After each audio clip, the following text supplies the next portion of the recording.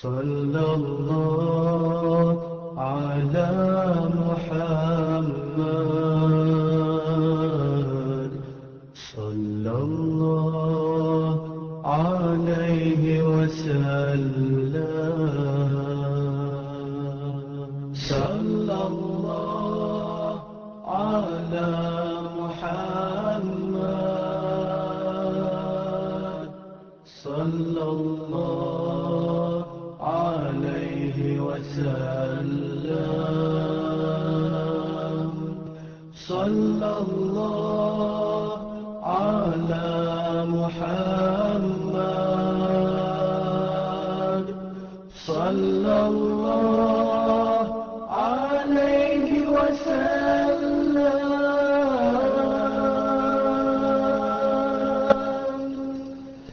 Assalamualaikum warahmatullahi wabarakatuh.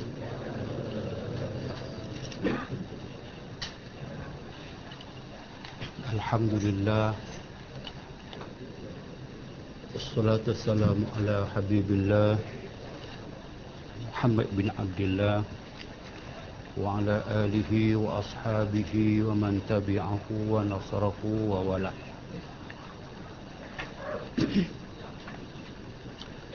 Muslimin muslimat yang dirahmati Allah sekalian, kita masih dalam ruang untuk diperhalusi bagi hal sembahyang jemaat, hal sah tidak sahnya sembahyang jemaat, hal syarat-syarat utama syarat sah sembahyang jemaat, dan bilakah boleh berbilang Jumaat dan bilakah tidak, bilakah syarat 40 orang itu menjadi sesuatu yang mesti, bilakah yang boleh kurang daripadanya. Yang penting perbincangan hukum-hukum fiqh yang dibentangkan oleh para ulama terdahulu, dia bukan sahaja memberi pengetahuan asas kepada hukum agama itu, tapi lebih besar lagi dia memberi message ataupun between the line. Ada yang tersirat di sebelakang itu. Satu. Yang kedua, bila bincang hal-hal fiqh, hukum-hukum fiqh, dia banyak terdedah kepada pandangan ulama ataupun ijtihad ulama. Dan ulama-ulama yang disebut dalam kitab-kitab fiqh, nama mereka disebut, pandangan dia, jangan pandang ringan ataupun jangan menganggapkan orang itu orang biasa. Tapi mereka mempunyai latar belakang ilmu yang hampir tidak boleh dibanding dengan orang zaman ini. Mereka ulama besar. Kita jumpa melalui misalnya daripada baris yang sebelum saya berhenti pada kali lepas, tengah-tengah tu, demikian juga tiada sah sembahyang dirinya, maka tiada dapat mereka itu dibilangkan 40 dengan ittifaq Syekh Ibn Hajar dan Syekh Ramli. Maknanya nak bilang orang yang sah untuk dijadikan bilangan 40 orang sembahyang Jumaat, hendaklah orang itu orang yang sah sembahyang bagi dirinya. Sembahyang apapun, zuhurnya, asarnya, maghribnya, sunatnya, dia sah sembahyang dia. Kalau dia tidak sah sembahyang dia, maka tidak boleh dibilang dalam masa sembahyang jemaat nak cukup 40. Tapi takkan nak tanya pula siapa yang tak sah sembahyang. Angkat tangan orang yang sah sembahyang saja nak bilang. Mana ada? Makna dan mesej dia bagi tempat yang bilangannya itu di sekitar 50 ke 100 katakan biasa. So, imam tu nak kena pasti tu bahawa jamaah dia itu yang 100 orang belakang tu ada sekurang-kurangnya 40 orang yang sembahyangnya sah. Kalau tak pastikan, jadilah bilangan itu bilangan yang disyaki.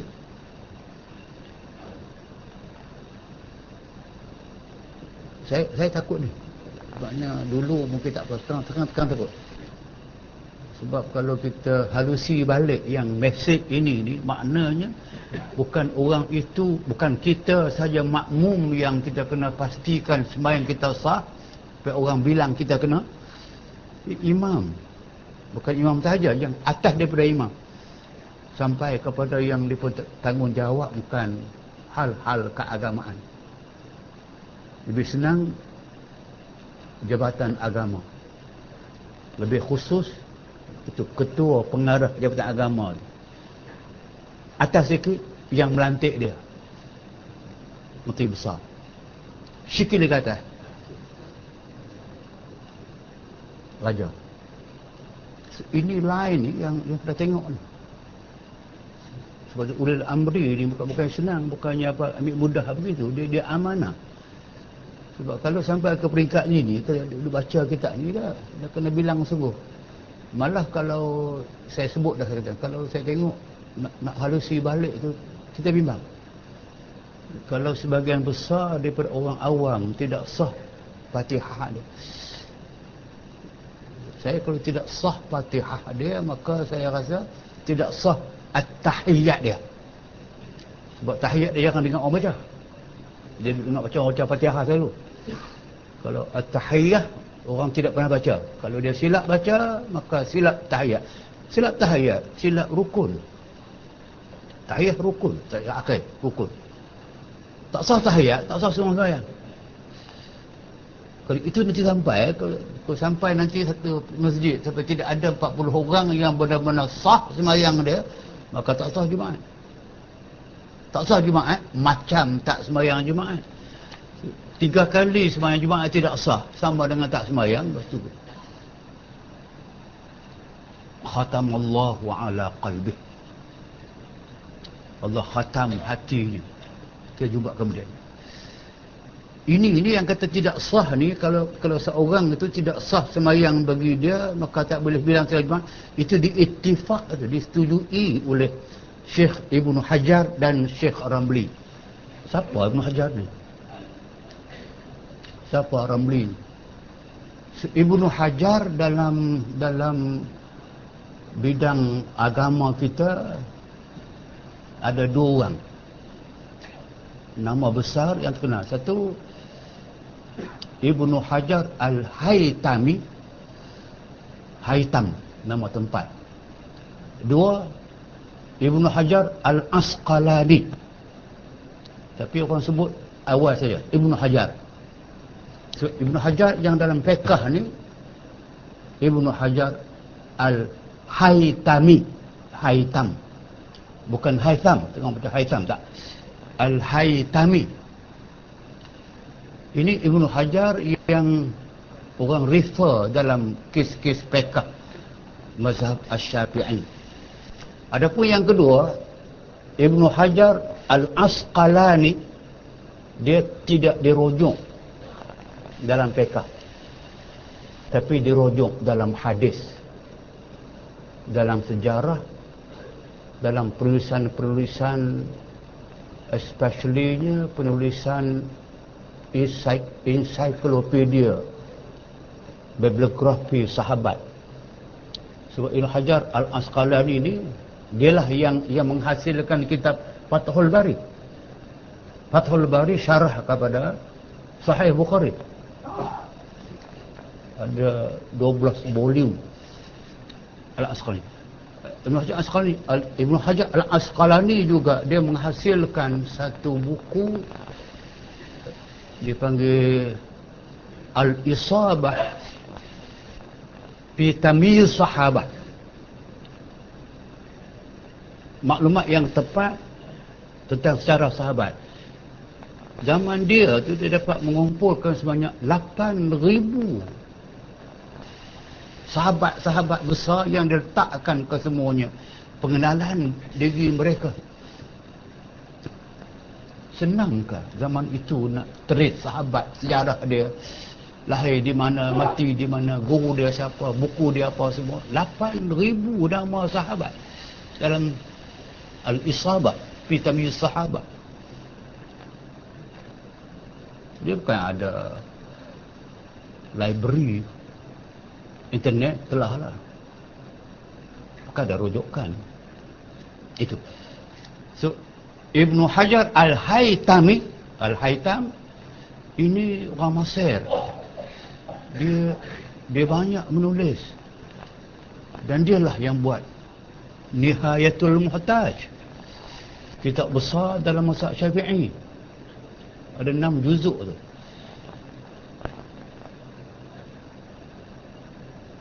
Dan Ibn Hajar Al-Haytami yang dirujuk dalam fiqh ini, dia menghasilkan tidak akan kurang daripada 1000 judul buku. Tak saya, 100 judul buku, 100. Kesemuanya rujukan khas dalam fiqh. Sebab itu Ibnu Hajar yang disebutkan hadis. Adapun Syekh Ramli ni disebut kadang Ar-Ramli, kadang sebut Ramli sahaja. Dia ni dibagi nama julukan, nama glamour dia Asy-Syafi'i Saghir, Syafi'i the Junior. Padahal Ar-Ramli ini dia lahir dan membesar di sekitar akhir kurun yang ke 10 sampai kepada dia meninggal 1004 Hijriah. 1004 Hijriah, maknanya awal kurun ke-11. So Imam Syafi'i dia abad ketiga. Abad ketiga. Sebab tiga apa abad kedua. 150 tahun wafat Imam Abu Hanifah, tahun itu dia lahir. Umur dia 53 tahun. Dia wafat awal kurun yang kedua. Maknanya 9 kurun kemudian lahir Ar-Ramli. Ramli dapat gelaran sebagai Asy-Syafi'i Saghir, Imam Syafi'i yang junior. Dialah yang dipanggilkan min akbari fuqaha'i Syafi'i fi asri. Di zaman dia dianggapkan sebagai faqih, seorang ahli fiqh yang cukup besar, dan pernah digelar sebagai Mujaddid Al-Qarnul Ashir. Dia seorang reformer, seorang pembaharu agama dan pembaharu fiqh di zaman dia, kurun yang ke-10. Dia seorang ahli Mesir. Dan dia juga kitab yang terkenal sebagai Nihayatul Muhtaj. Nihayatul Muhtaj sebuah kitab di antara kitab-kitab yang dianggapkan paling otoriti dalam mazhab Asy-Syafi'i. Inilah dia di antara orang yang saya kata telah menghasilkan ilmu yang begitu mendalam, menulis di zaman tidak ada kemudahan penulisan.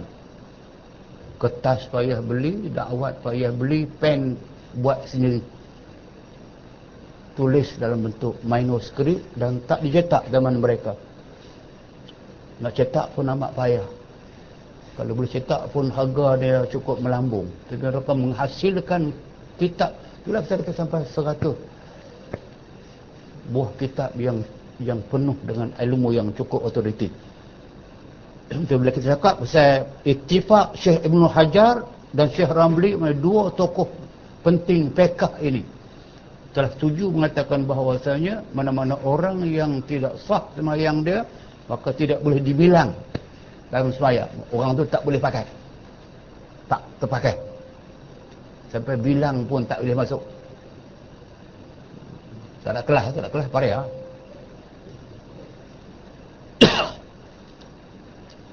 Saya duk tekan tu sebab saya duk merasakan ini mesej yang tak sampai kepada masyarakat yang masih tidak gemar kepada ilmu, tidak ghirah untuk menambah, membaik pulih pengetahuan yang ada, nak pastikan bahawa mereka telah benar-benar cukup syarat untuk menjalankan ibadat sembahyang cukup dan sebagainya. Nak kena cari guru. Betul, guru pergi qomah pergi tuition. Jadi macam orang kata jangan jadi telaga pergi cari timah. Dalam kaedah asalnya al-ilmu yuk peningkatan ilmu dan kesedaran kepada pentingnya Muslim itu mempunyai asas yang cukup mantap, cukup untuk dia melakukan ibadat, sampai dikaitkan dengan tidak sah jemaat dengan dia jika dia dibilang dan dia pula kebetulan tidak cukup ilmu dalam hal amalan-amalan asas sebagainya yang menyebabkan tu kesemua orang akan terlibat. Pertanggungjawaban itu tidak sahaja kepada dia, tapi ditanggung juga kepada orang-orang yang berilmu dan orang yang ada kuasa mentadbir, memastikan semuanya mesti telah memperolehi ilmu asas. Dan jika tiada taksir pada belajarnya, seperti belajar tiada dapatnya, sekira-kira tiada boleh lagi dengan bersungguh ia, sekira-kira lemah ia daripadanya dan tiada taksir pada belajarnya, maka sahlah sembahyang dirinya. Maknanya orang tadi itu, kalau ada orang yang dia memang tak boleh baca dengan betul, tapi dia tidak taksir, dia tidak cuai, dia belajar sungguh, tak pernah tinggal belajar siang malam, tapi dia tak boleh juga.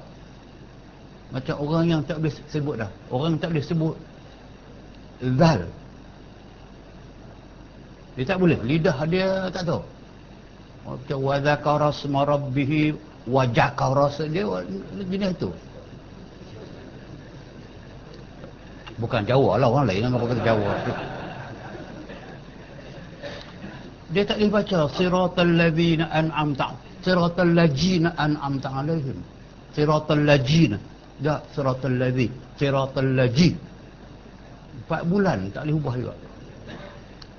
Ladzi itu idza jaa nasrullah, kan lidah Jawa kan tu.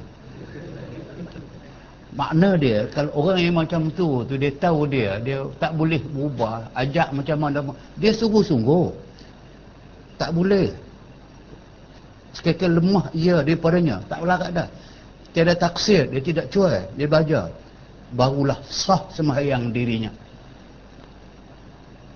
Bila sah sembahyang dirinya, walaupun dia baca tak betul kerana dia tidak taksir, kalau tak boleh ubah dah, orang baru boleh bilang salah seorang daripada yang diperlukan dalam sembahyang 40 orang. Maka kata Syekh Ramli tadi, sahlah dibilangkan 40 dengan mereka itu. Itu pun apabila ada khatibnya dan imamnya itu qari, yang bacaan dia betul. Maksud qari adalah yang bacaan dia betul, yang kena membaca Fatihah, yang betul, yang sah baca Fatihah. Waktu boleh bilang. Maknanya Islam memberi ruang. Kalau tak boleh juga, apa nak buat? Takkan nak kadang tak pergi sama jemaah lah, mengambilkan borek saja. Dah, dia kena pergi. Dia boleh bilang, tapi itu dengan syarat dia kena sungguh-sungguh membaca. Dan segala bacaannya yang wajib daripada tengok, yang dia nak kira ni, imam tadi, imam yang qari boleh baca Quran, yang betul baca Fatihah, dan segala bacaannya yang wajib. Segala bacaan yang wajib. Yang wajib ni termasuk bukan saja Fatihah. Takbir ihram dia rukun. Takbir bukan angkat tangan saja, angkat tangan sunat. Yang takbir itu Allahu Akbar. So, Allahu Akbar Iran Allahu Akbar. Tampaklah kita bukan Iran. So, kalau kita pun Allahu Akbar, kaf jadi ca, ataupun Allah ak tak bunyi, bar bunyi. Dia wajib tu sebab dia takbir ihram. Takbir rukun. Fatihah rukun. At-tahiyat rukun. Ini yang ujung. Salam rukun. Salam rukun. Rukun ialah salam yang pertama. Yang kedua sunat. Sunat hai'ah. Kalau salam yang akhir tu Assalamualaikum, tak betul. Tidak Assalamualaikum. Apa yang wajib baca, jika dibaca tak betul, maka tidak betul rukun. Kalau satu rukun tidak betul, kesemua ikatan. Sebab tu ambil kata Tok Syekh besar ni, imam, khatib, disebut khatib tu. Ini satu masalah. Khatib yang baca ayat Quran dalam khutbah itu silap baca.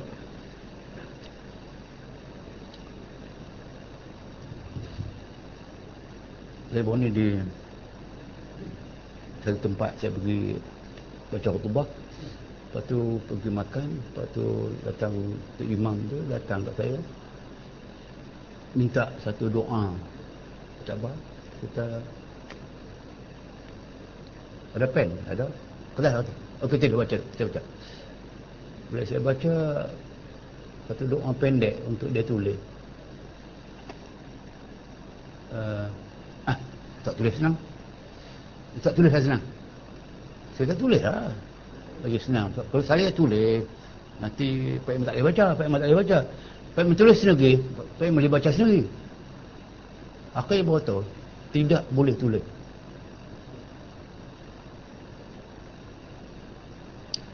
Itu kita.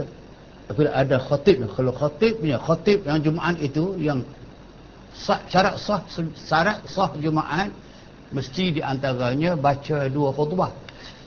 Kalau khutbah itu ada ayat Quran, rukun khutbah. Kalau Quran jadi rukun itu, dia baca silap ataupun tak kena dan sebagainya, menyebabkan khutbah tidak sah.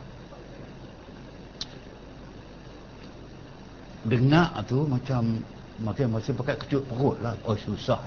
Tak. Benda tu boleh diadakan. Cari imam yang benar-benar. Cari imam berdasarkan kepada merit lah. Jangan berdasarkan kepada parti.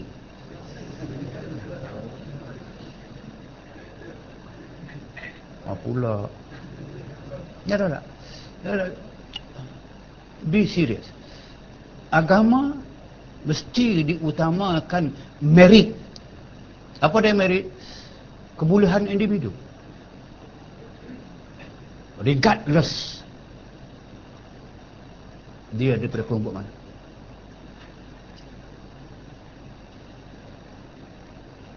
Kalau ini tidak dibuat, macam mana kalau orang yang duk dengar tu, orang yang tahu tak betul, tapi dia tak ada peluang dan tak boleh bagi, dan dia minta pun orang tak boleh dekat dia kerana terus sebab tadi. Kita akan bertanggungjawab bukan saja di dunia tu, kita akan berdiri di Allah Subhanahu Wa Taala di akhirat nanti ni. Sebuah kampung tak pernah sah sembahyang Jumaat, patut-patut ambil orang nak jadi imam. Jangan main. Benda yang serius ni jangan main. Sebab kita kena bagi serius, bagi betul. Bagi betul memanglah. Fal yuqaddim atqahuhum wa aqra'uhum wa arwa'uhum wa asannuhum. Dalam kesemua hadis pun sama, fiqh pun sama. Nak jadi kepala di masjid ke, di surau ke, semua kan diutamakan aqdam, dikedepankan. Apa yang penting itu tu? Atqahum, yang reti fiqh dulu. Di samping itu yang boleh baca dengan betul. Lepas tu umur dia tua daripada orang lain kalau boleh. Lepas tu dia yang paling warak di kalangan mereka. Lepas tu yang paling disukai oleh jamaah ramai. Kalau sebahagian jamaah tidak setuju ataupun ada asas yang mereka tidak setuju, maka dia makruh menjadi imam. Sah sembahyang, tak ada masalah. Itu dah kena pasti panjang cerita. Daripada tahiyah itu takbir itu ada. Tahiyat kena baca betul, takbir pun kena baca betul, dan lainnya. Salam pun kena baca betul. Kalau tak baca betul, kata Syekh Ibn Hajar, tiada sah Jumaat dengan ummi. Maknanya tidak sah Jumaat dengan ummi, dengan makmum yang tak reti baca, tak reti tulis. Ummi dirujukkan orang yang buta huruf lah. Dan orang yang tiada kena bacaannya yang wajib dibilangkan 40. Samalah. Betul tidak? Dengan mereka itu. Jikalau bukan imam dan khatib sekalipun. Bukan saja imam dan khatib yang kena tahu, makmum pun kena tahu. Kena betul. Kalau ada makmum yang tidak betul, jumlah mereka tadi kurang daripada 40, tidak melengkapi 40, maka kata Ibn Hajar pun sama, Ramli pun sama, maka tidak sah. Dan sah dibilangkan, ini dia terangkan orang ummi sekarang mana yang boleh bilang, sekarang mana yang tak boleh bilang. Ya, saya faham. Saya bukan tak erti mengatakan bahawa ustaz ni dulu kot, lah ni tak ada masjid yang orang kurang 40. Lah ni 400-4,000 orang dah. Lah. Kita jangan cakap pasal kuantiti tanpa kualiti. So, kita kira pasal bilangan banyak saja, tapi kalau yang banyak tu bila test tengok nanti berapa orang yang lekat dalam jaringan itu. Itu saya kata kena message-nya in between the line, bahawa kita nak pertingkatkan kesedaran itu kepada masyarakat dan kepada pemuka-pemuka agama, orang yang berilmu nak kena banyak bagi peluang untuk mereka belajar yang lebih daripada untuk mencukupkan syarat sah tadi. Dan sah dibilangkan orang yang mengiktikadkan sekaliannya perbuatan Jumaat itu daripada rukunnya dan syaratnya dan sunatnya wajib. Orang ummi ni katakan ada jamaah kita itu dia tak belajar detail macam ni. Dia iktikad, dia duk faham kata kesemua yang kita buat di masjid kesemua wajib. Dari masuk masjid, dari semayang awal itu, daripada takbir dia baca ayat, dia ingat dalam kesemua wajib. Dia ummi. Orang itu boleh dibilang cukup, tak apa dah. Asalkan dia kata semua kena buat, semua wajib, tak apa. Tak apa. Tapi kalau masuk masjid enggakkan kesemua tak wajib, nak bilang macam mana, hang pun tak betul dah. Tapi mesej nak fahamkan bahawa kata ulama, untuk bilang tadi orang ummi boleh bilang, orang yang kurang pengetahuan boleh bilang dengan syarat dia mengiktikadkan, dia tahu mengatakan bahawasanya semua yang dilakukan orang di masjid pada hari Jumaat itu kesemuanya wajib. Tak apa, boleh pakai. Dan wajib sekalipun. Atau setengahnya wajib, setengahnya sunat. Ada orang lain pula dia rasa tak, kesemua wajib. Tahu ada yang wajib, ada yang sunat. Wajib yang mana? Tak tahu. Sunat? Tak tahu. Tapi bukan semua wajib. Tak apa. Orang tu pun kira boleh bilang tu. Boleh kira baru. Boleh lah. Tetapi jangan dibezakan setengah daripada setengahnya. Sekira-kira iktikad yang wajib itu dikatakan sunat. Tak boleh lah.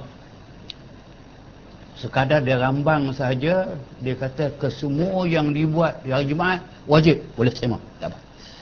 Seorang mengatakan pula tidak kesemua wajib, tak semua sunat. Okey, boleh terima. Jangan sampai orang mengatakan bahawa yang ini wajib. Apa dia wajib?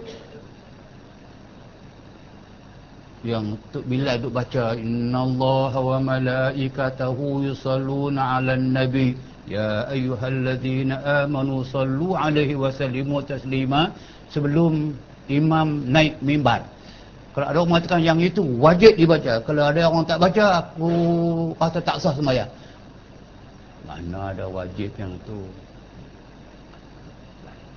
Sunat pun belum pasti. yang sabitnya memang tidak dibuat zaman Nabi, zaman sahabat, zaman tabi'in. Tak ada. Tapi sebab dia selawat, dia suruh orang selawat. Perbuatan itu baik. Jadi kalau pilihan saya tak mau. Tak payah buat. Menimbulkan, mengundang berbagai-bagai masalah dalam masyarakat. Tak payah. Terutama sekali yang tidak payah, bacaan Bilal di antara dua khutbah. Tak payah tu kerana amat tidak kena.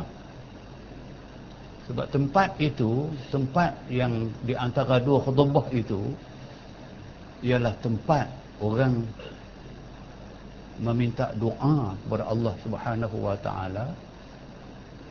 Apa doa yang dia nak ajarkan, kerana ada suatu saat di ketika itu, saat yang amat makbul doa dia. Itu hadis sahih. Wa anna sa'ata fihi mujabun masmu'. Ada satu ketika dalam semua itu, saatnya itu saat yang doanya makbul. Tak mungkin saat itu ketika baca khutbah. Pasal ketika itu orang semua dengar. Imam baca khutbah, dia tak berdoa. Yang kedua pula baca khutbah juga, doa di ujung. Mungkin di antara diam sekejap itu. Wa anna sa'ata fihi mujabun masmu'. Sebab tu maka tempat itu tempat orang baca doa.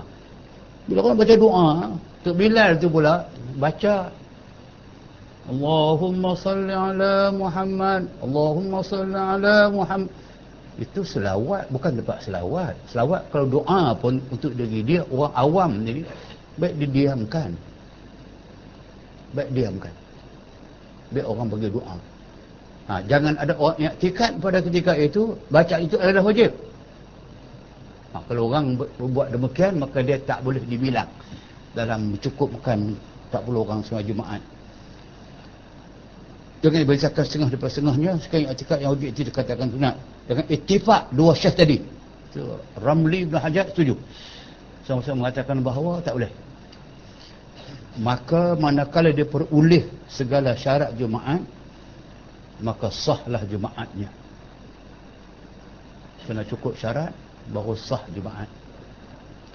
Maka manakala sahlah Jumaatnya, jangan lagi ia iringkan dengan zuhur. Itu clear.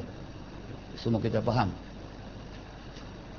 Tapi makna dia, mesej dia, kalau tuan-tuan dapati satu Jumaat itu dibuat, memang anda yakin tidak sah Jumaat dia.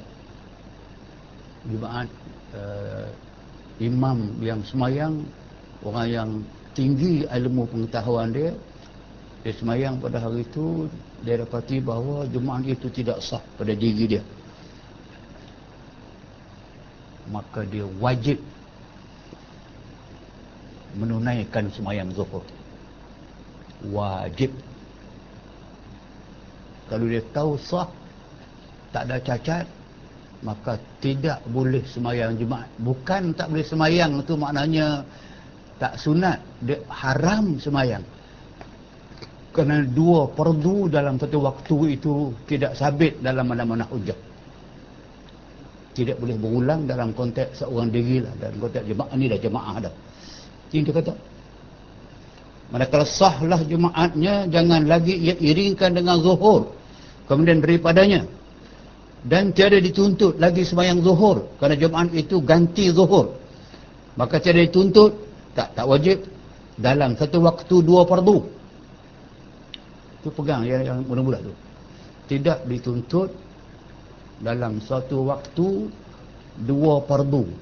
Contoh dia, kita semayang zuhur dah seorang diri, lepas tu kerana nak tunggu asar lagi 15 minit, tak apalah semayang zuhur lagi sekali.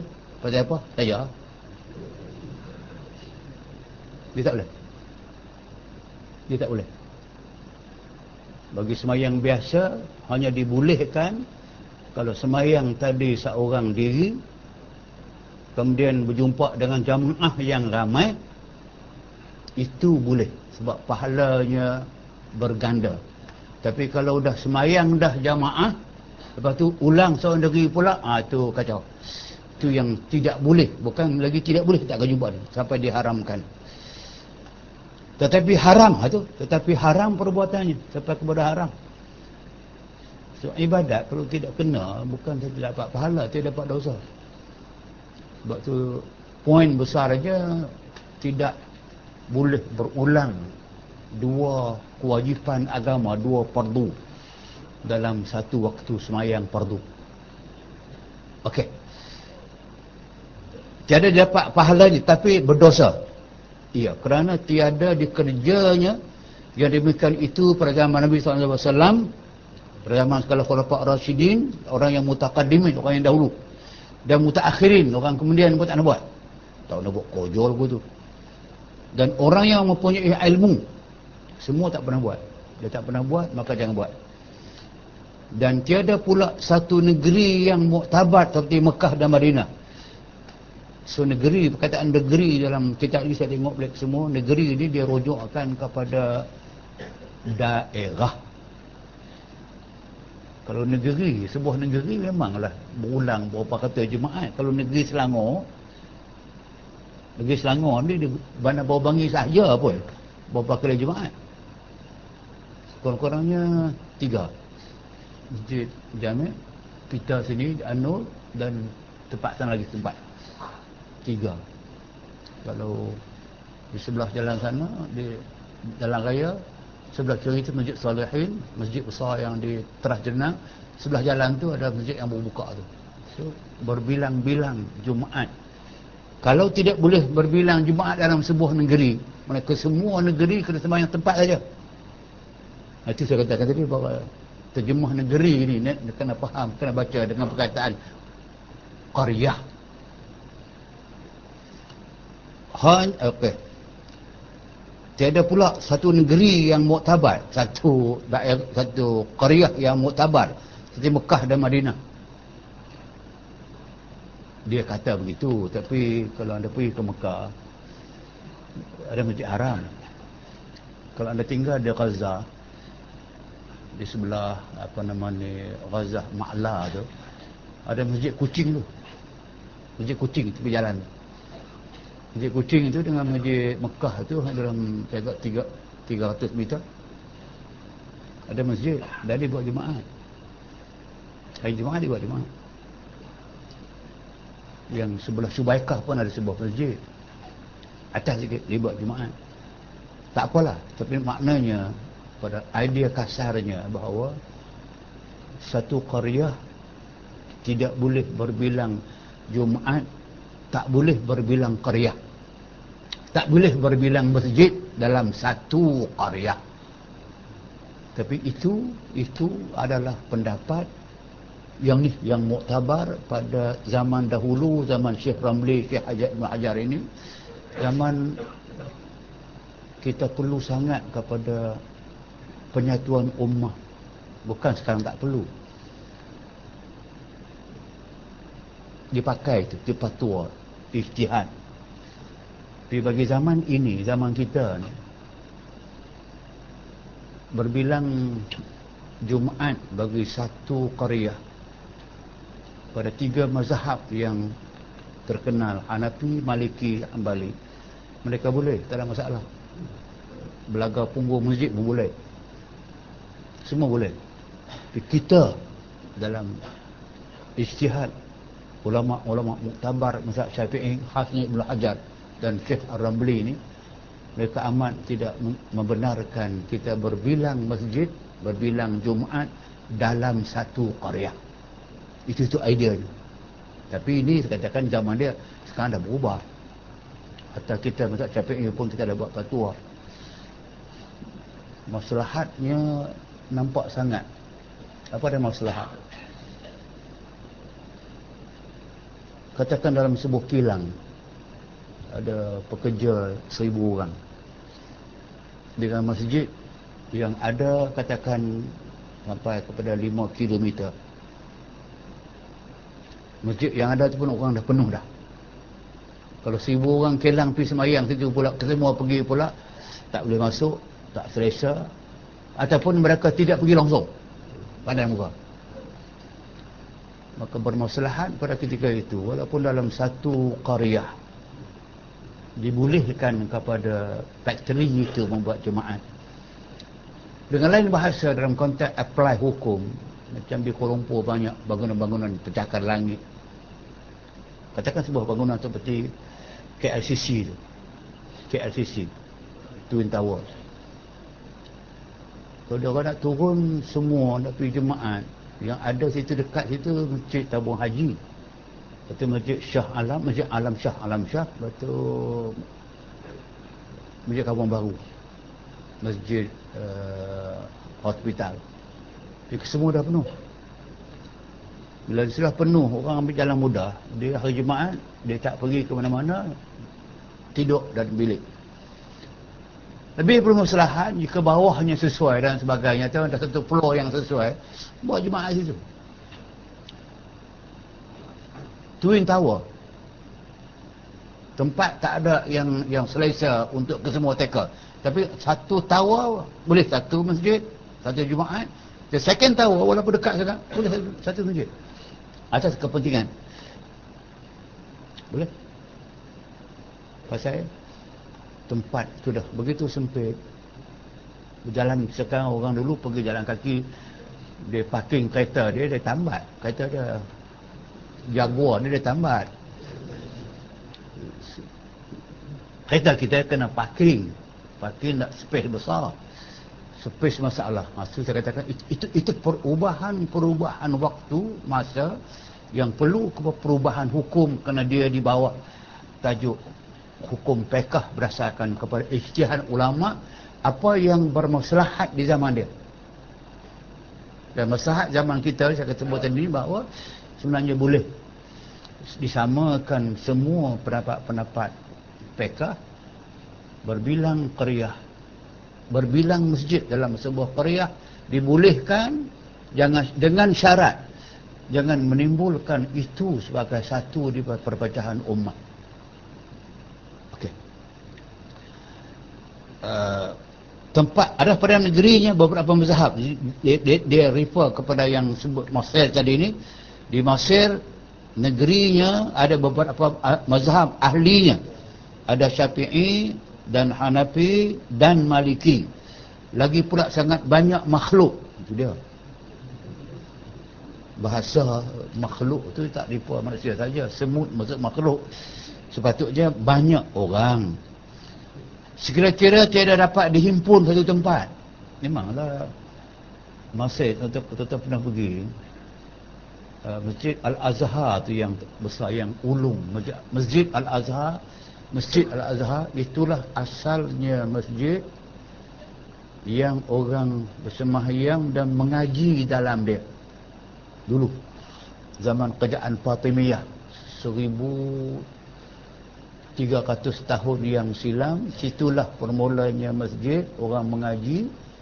Bila mengaji, orang semakin ramai, orang luar masuk mengaji, kena buat asrama.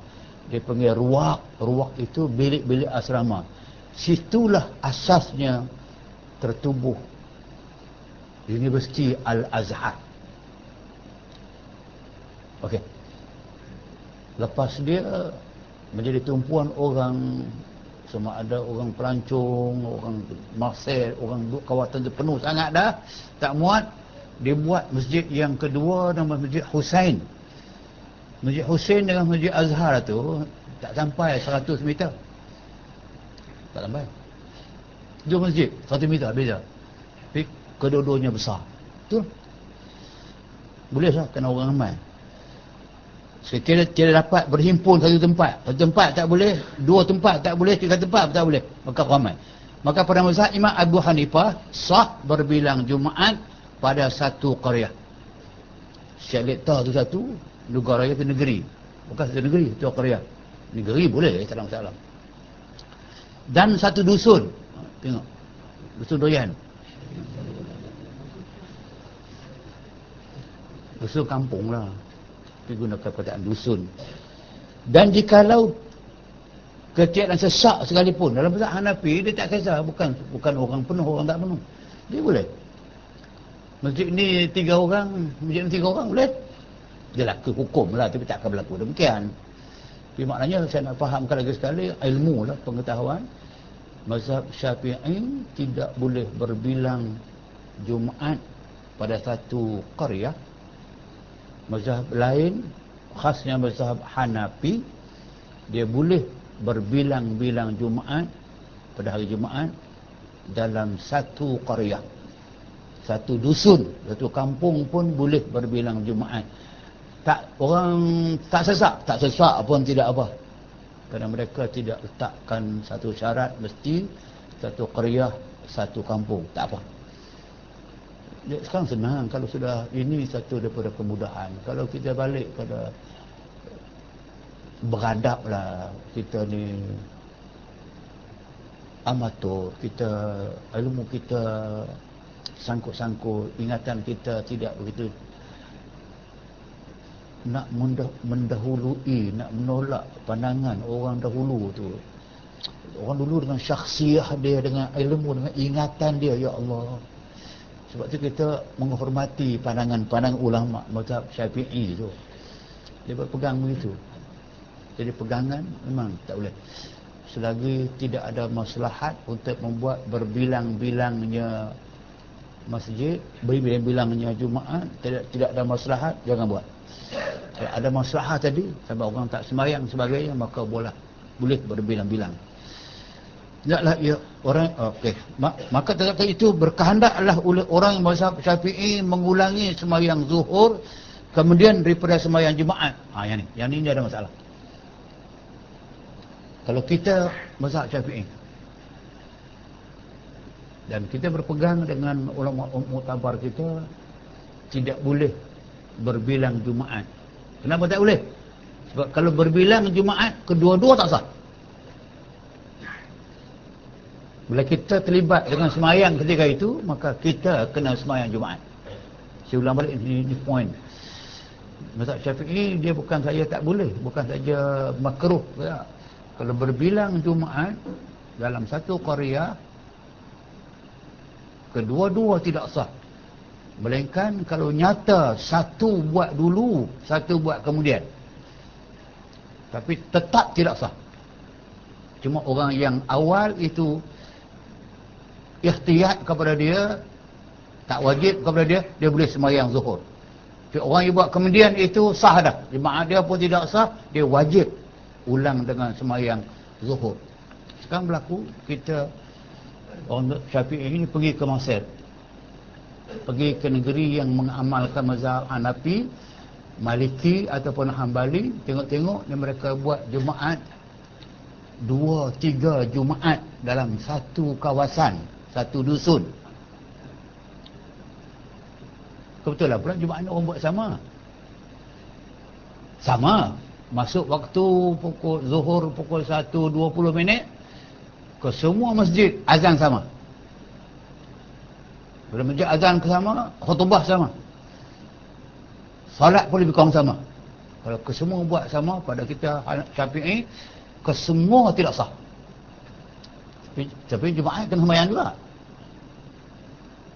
Lepas sembahyang Jumaat itu, kita wajib sembahyang zuhur.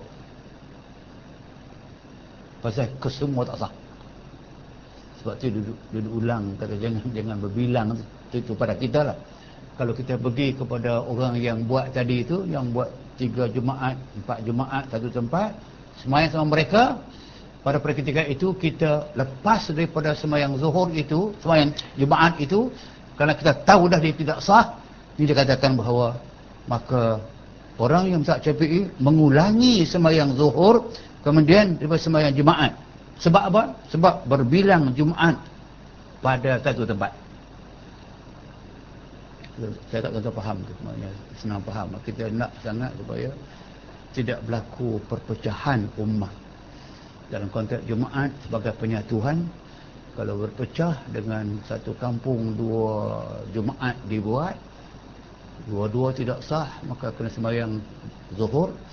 Kalau pergi ke tempat orang yang sah sembahyang mereka, orang Hanafi sah sembahyang mereka, tapi kita Syafi'i tidak sah sembahyang, kena sembahyang juga. Tapi lepas itu mengulangi sembahyang zuhur kemudian daripada sembahyang Jumaat, sebab berbilang Jumaat pada satu tempat. Dengan ketiadaan sesak atau banyak berbilang-bilang kerana memeliharakan qaul yang mengata tidak sah berbilang jemaat pada satu negeri. Itulah yang saya sebut mula tadi itu. Memang ada pandangan tidak sah. Itu.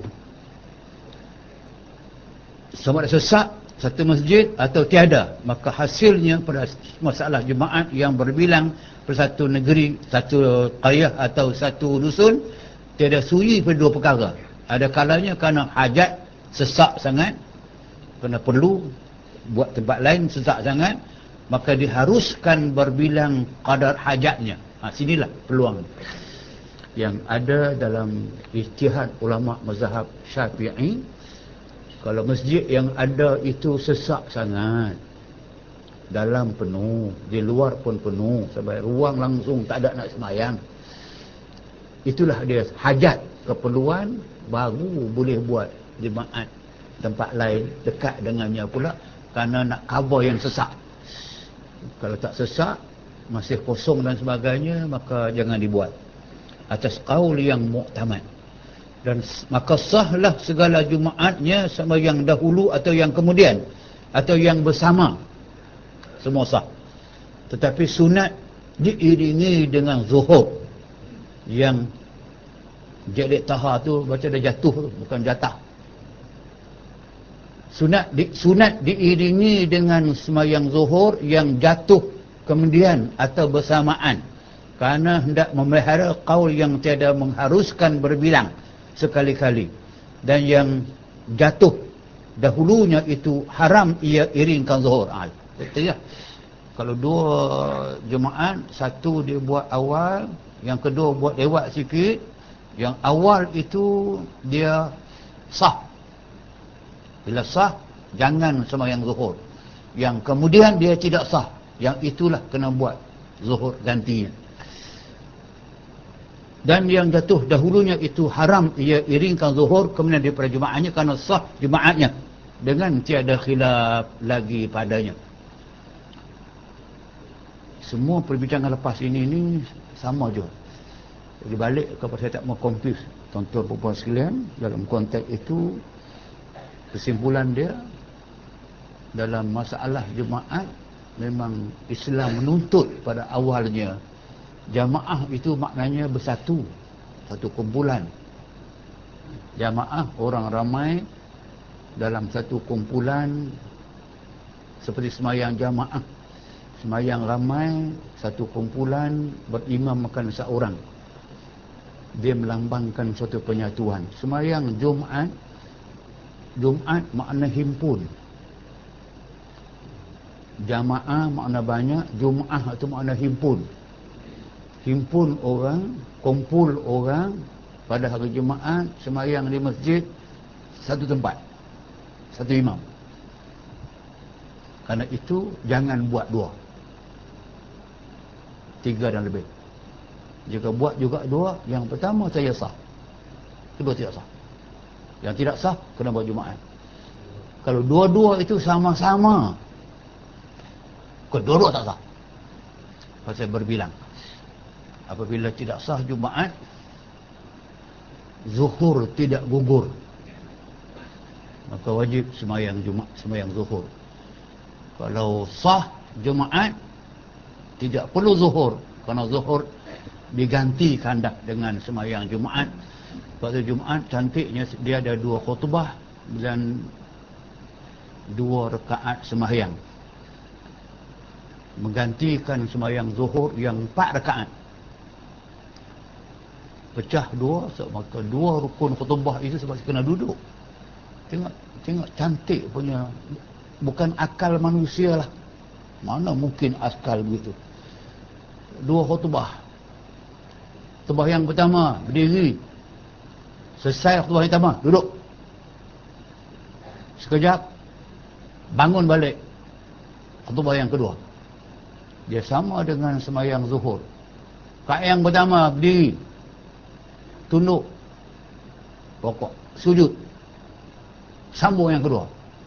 So sama, ditransfer sama.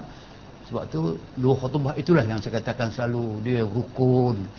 Bila rukun kena dengar. kena diam, jangan melakukan selain daripada mendengar. Walaupun kita sebut banyak, apa jadi dengan orang yang melakukan kerja-kerja yang bukan sepatut berlaku dalam masa khutbah? Semua dalam masjid kampung dia pas kotak derma tu, tak derma daripada ujung tu, kering klong keting ketong, kering klong keteng ketong, kering sepanjang tu. So nak ambil duit orang poket, nak cari mana yang RM1, RM1 tu pula mana yang duit lusuh sikit, buah balik, tolak balik, itu letak keling kelong. Suasana itu sudah bukan suasana mendengar khutbah dah, tapi masih berlaku. Saya taklah sampai tidak sah sembahyang Jumaat, tapi jika ambil kepada hadis yang kita selalu baca, tapi nak ingatkan balik je, yang dikatakan apabila khatib naik atas mimbar, jangan berkata-kata kepada kamu. Kalau kamu mengatakan diam kepada kawan kamu, lara jemaat kamu dan dia. Diam itu pendek saja dan untuk masalah dia duduk bising. Kita nak tegur orang jangan bising, kita tak sah sama. Macam semayang, kalau dia tengah semayang dia bercakap, hang cakap apa tengah semayang? Okey, ruh yang ada dalam konteks itu menyampaikan kepada sini ni, yang saya katakan bahawa dia cukup memberi makna yang cukup halus dalam menjaga yang nama dia Jumaat. Sebab itu maka tidak boleh berulang, kalau berulang maka tidak sah sampai ke bawah. Saya nak sambung sikit yang di tengah-tengah tu. Jikalau tiada ada di tengah-tengah tu, ujung dua huruf sebelum di sebelah kiri tu. Jikalau tiada ada dalam dusun itu melainkan yang kurang daripada 40, yang ada yang lainnya, maka hendak ia sembahyang Jumaat juga, maka haruslah taklid ia. Inilah satu masalah yang berlaku. Tempat penempatan baru misalnya, housing project yang baru dibuat, 30 biji rumah misalnya, orang lelaki, tempat penempatan baru misalnya, housing project yang baru dibuat, 30 biji rumah misalnya, orang lelaki yang boleh semayang tak sampai 40 orang. Nak pergi Jumaat jauh sangat, tak mungkin pergi. Dan mereka nak buat Jumaat juga bukan sekali dah, banyak kali dah tak semayang ni. Itu yang isunya. Jikalau tiada ada, tak ada dalam satu dusun, satu qaryah itu melainkan yang kurang dari 40 orang, tiada yang lainnya, tak ada orang lain, maka hendak ia sembahyang Jumaat juga, dapat buat Jumaat juga, maka haruslah taklid, harus ikut pendapat dalam mazhab Syafi'i. Faham saya? Harus taklid, harus ikut pendapat dalam mazhab Hanafi dan lain-lainnya. Mereka boleh buat Jumaat yang kurang 40 orang. Itu mesejnya. Sebab tiada mawujud. Tiada mawujud. Sebab tiada ada 40 orang sekali-kali padanya. Maka adalah pada masalah ini kita jawab taklid itu sungguhnya harus. Jua. Tiada sunat dan tiada wajib. Orang tadi itu yang kurang 40 orang nak buat Jumaat juga, dia hukum yang mazhab Syafi'i kita dibagi, dia harus ikut. Harus. Bukan sunat. Jika sunat ada pahala. Bukan wajib. Wajib tinggal dosa. Dia sampai ke situ, sampai kepada dia boleh, tapi hukum adalah harus. Harus dia di bawah daripada sunat. Sunat di bawah daripada sunat muakkad. Sunat muakkad di bawah daripada wajib.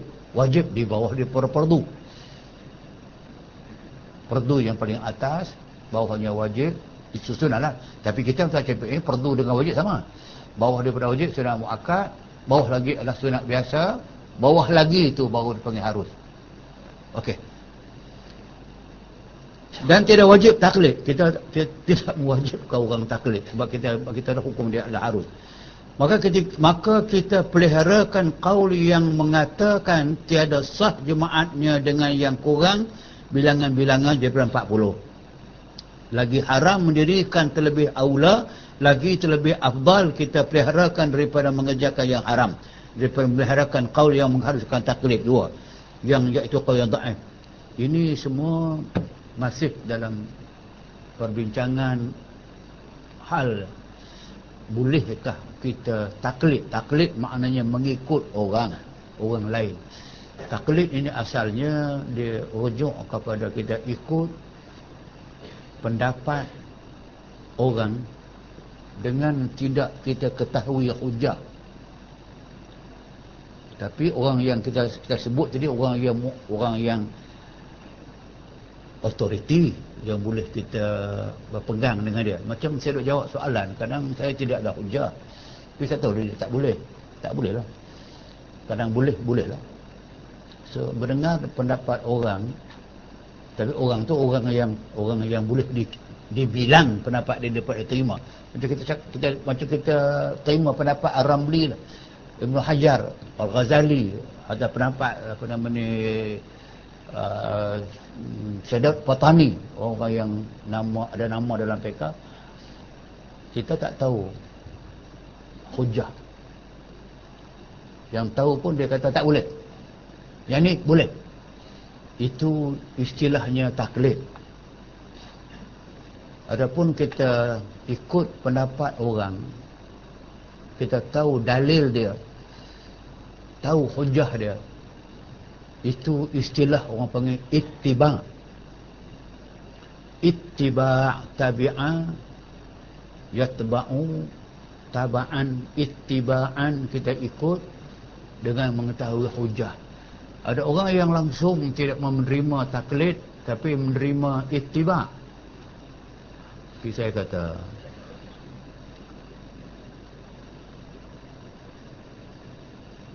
kalau sekadar zaman kita tak ada orang yang kesemua hukum yang ada pada dia ada dalil. Kalau ada orang yang semua hukum pada dia ada dalil, maka dia alim besar lah zaman ini. Alim besar. Kalau saya sendiri pun majoriti yang tidak sebut itu, saya tidak ada dalil.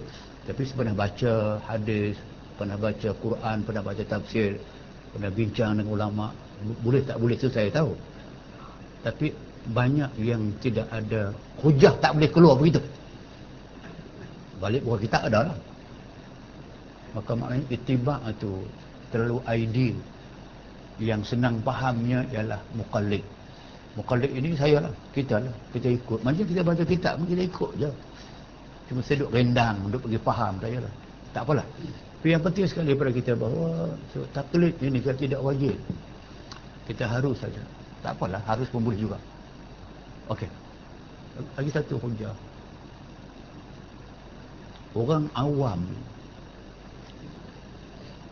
kalau kita nak mewajibkan orang awam jangan taklid, tapi hendaklah ittiba'. Ittiba' hendaklah buat semua kena ada dalil.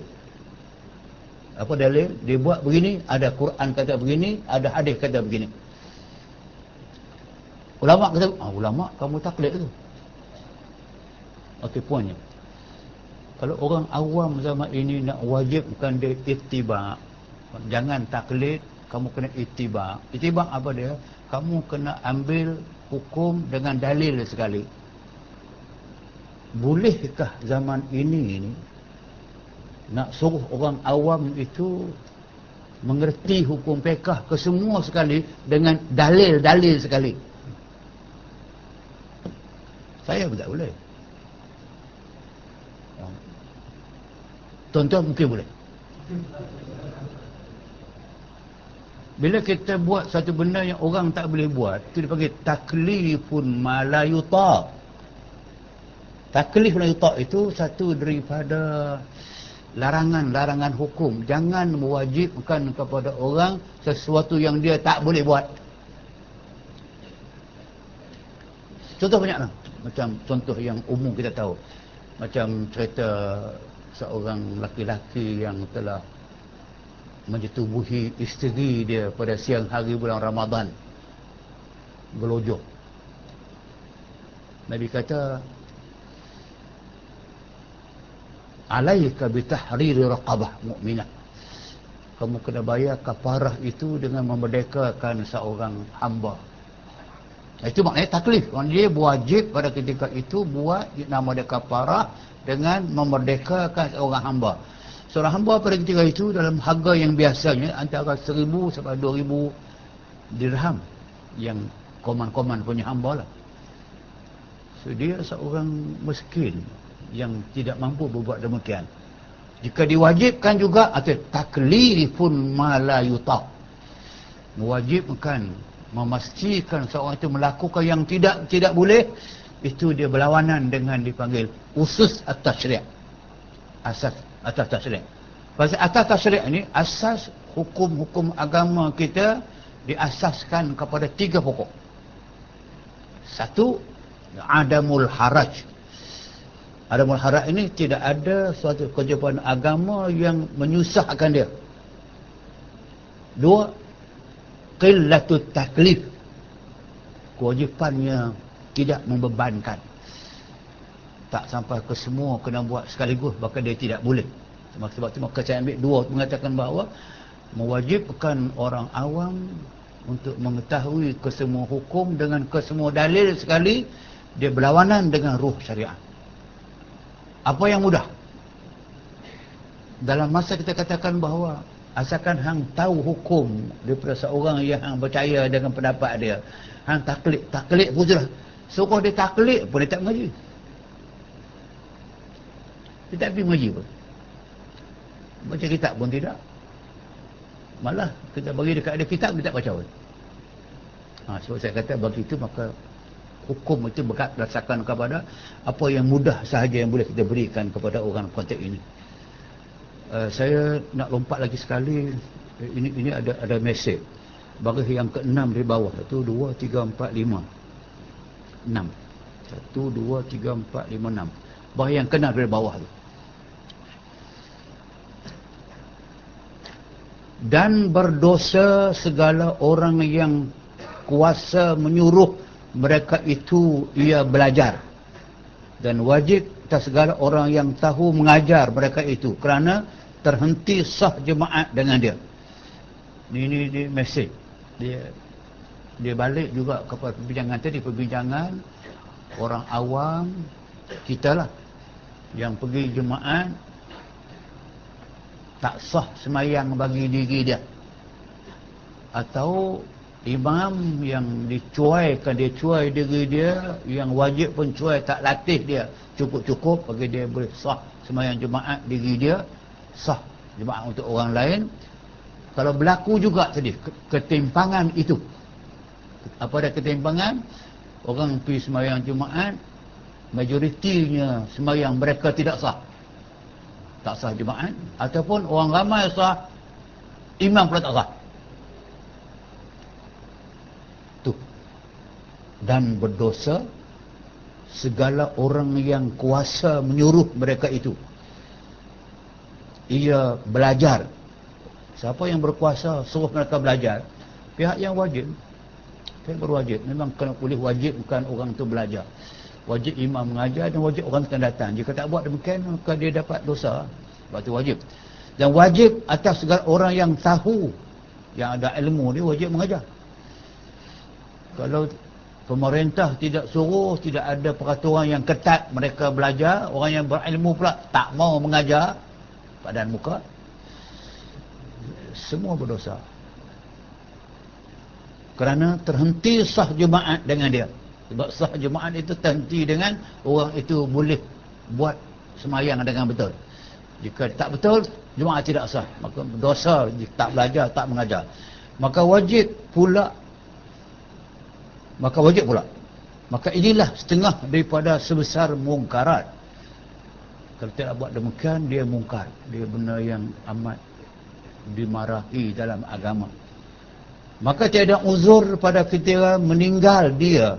Dan tiap-tiap orang yang satu mengikut, maka wajiblah oleh raja-raja menjanji seksa kan mereka itu dengan perang dan lainnya. Dia sampai kepada peringkat nak mengatakan bahawa raja yang memerintah. Ya, kita satu segi itu kita kebetulan betul. Sebab raja memerintah, kita jadi ulil amri.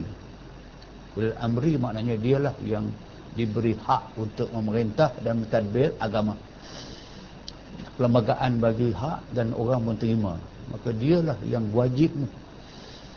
Dia, raja itu menjanji seksa mereka itu. Orang yang tak pergi belajar, yang sampai sembahyang tak betul, wajib raja, pemerintah bagi amaran nak ambil tindakan undang-undang ke atas mereka. Sampai ke peringkat tak buat juga, pemerintah boleh perang mereka. Maksud perang ialah paksaan lah. Dan lainnya boleh. Apa sajalah yang boleh kita buat. Maka wajib kita marahkan. Wajib marah. Tapi sekarang mana ada orang nak marah, nak tegur pun. Tegur dengan tak marah pun tak boleh. Tak mahu nak marah pula. Dan tak kosor lah. Tapi hukum begitu. Wajib kita marahkan akan dia. Sehingga marah. Seperti kita marahkan orang yang membinasakan harta kita.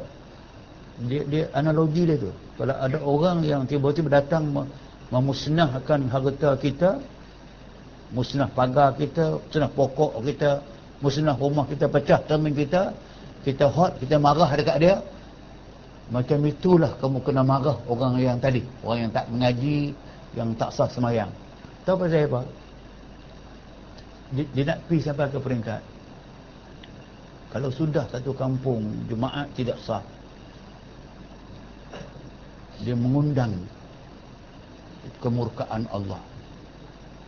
Bila Allah sampai ke peringkat nak beritahu kepada orang-orang itu bahawa Allah Ta'ala murka, maka Allah turun balak.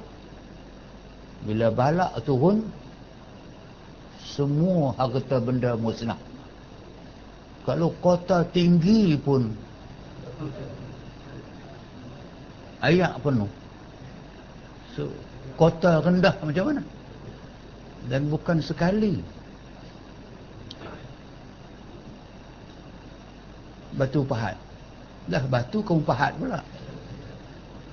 Sampai sekarang ayat tak mau surut. Pasal katanya kampung itu dia di bawah paras laut. Oh, negeri bawah paras laut ni adalah Holland, Belanda. Dia 125 meter di bawah paras laut tu. Kalau turun banjir sekali, mampu tak kena. Ini saya nak cerita sebab bila turun balak tadi ni, semua harta benda musnah. Sebelum dimusnahkan oleh balak Allah Subhanahu Wa Taala, kamu kena marah dulu orang yang tadi tu. Pasal hanglah yang akan rosak rumah aku nanti. Banjir turun.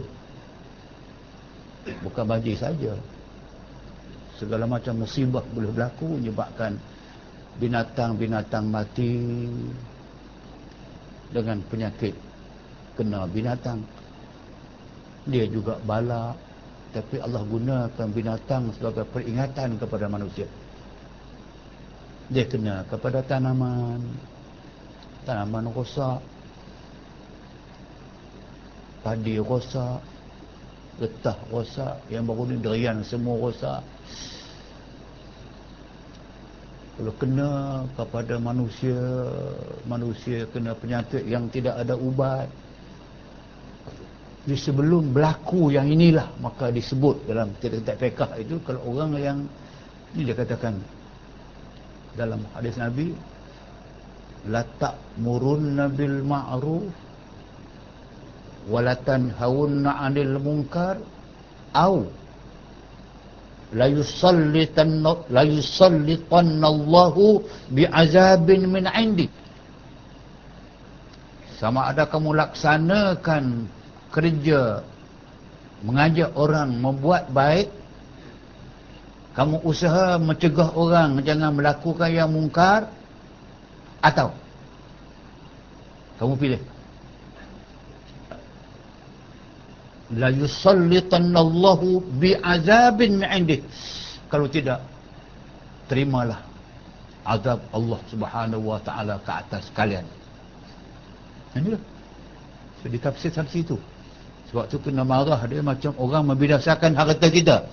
Dan lebih lagi, ya, bukan bila bala turun ni bukan harta aku rosak aja, mungkin keluarga kita meninggal, bukan harta rumah saya meninggal, tanaman kita rosak, kereta kita hanyut, radio, televisyen, apa nama ni, kapet semua habis sebagainya, sekolah tak boleh belajar, kerja tak boleh dan sebagainya.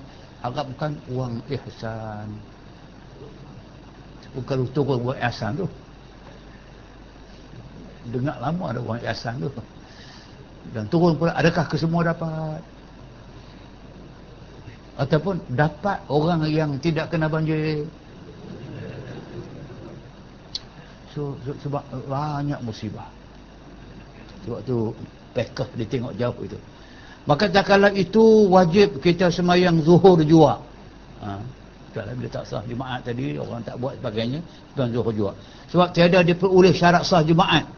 Tiada berdosa ia meninggalkan Jumaat pada masa itu. Tetapi hendaklah ia singgah, ia sungguh menyuruh akan mereka itu belajar malam dan siang.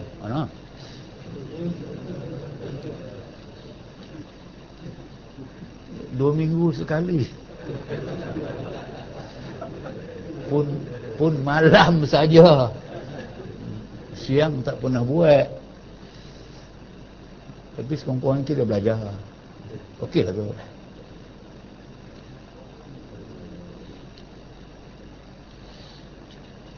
Haram ia dirikan Jumaat sebab tiada peroleh 40. Betul, bila kita tak cukup 40 tu kita tak sembahyang Jumaat, kita sembahyang Zuhur. Kalau tidak sah Jumaat, kena arah balik sembahyang Zuhur. Kalau kita orang tidak arah, kita tahu macam tidak sah, maka sembahyang Zuhur. Maka kita mengeras, mengeras dia. Amrun bil ma'ruf. Kita kena keras, kena sungguh-sungguh kerja keras.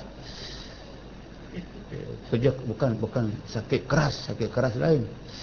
Kita mengeras amar bil ma'ruf itu terlebih aula dan afdal kerana wajib lagi fardu ain atas orang yang kuasa daripada kita duduk berbuat ibadat yang ada yang mengata haram mengerjakan dia. Istimewa lagi tiada sah Jumaat atas qaul yang muktamad yang dipetuahkan oleh ittifaq segala ulama Syafi'i daripada kita memeliharakan qaul yang dhaif.